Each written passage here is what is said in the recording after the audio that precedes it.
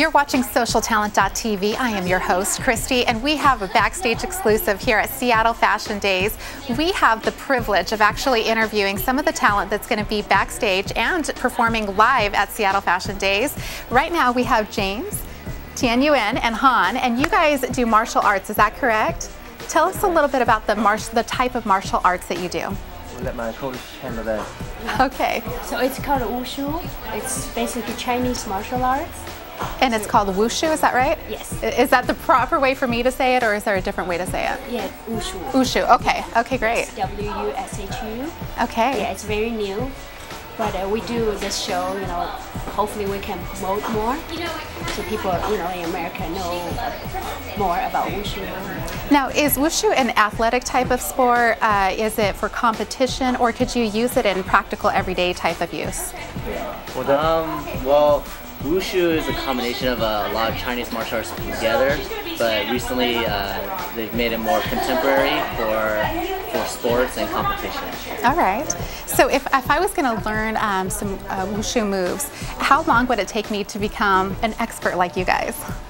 It really depends on yourself. A few years, couple years. A few years, okay. Depends how hard you train though. And how many days do you train per week? Usually when it's a competition time, I usually train at least 3 days a week, Okay. not more. And that's not including regular conditioning, which is like every day also. So That's a pretty big commitment. Now, I hope you don't mind me saying so, but you guys look pretty young. How old would be the average of the group here? Average, maybe Mid-20s? Late 20s maybe. Okay, Yeah. all right. And so how long have you actually been doing wushu for?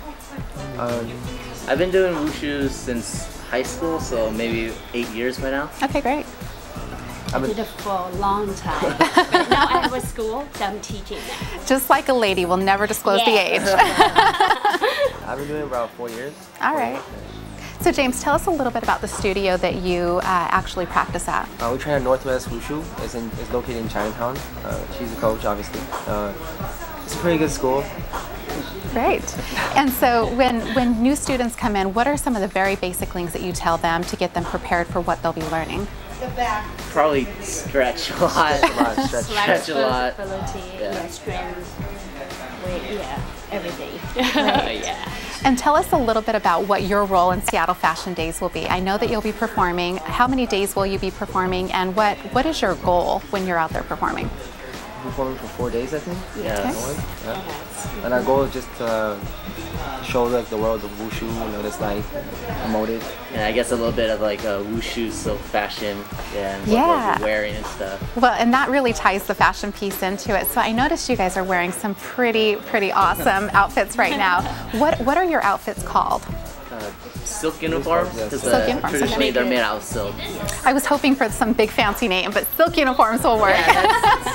Bare minimum as it gets. And when you're competing, are there a reason why it needs to be silk or a little bit looser? Yes, because we move all different directions, definitely need to be loose and have a little, you know, like, how do you say it? Flexibility with your movements. Like, you don't want clothes that restrict you, so you have to be loose and a little bit baggy and stuff. Very nice. Well, I would love it just to wear it around the house, kind of hang out. It's such a fashion statement. So if you want to look at some of these different pieces, I'm sure you could probably find them online as well. Yes. Wonderful. Well, thank you so much for taking the opportunity to interview with us. This is such an exciting event, and I'm so thrilled that we have the opportunity to be a part of it. You're watching SocialTalent.tv.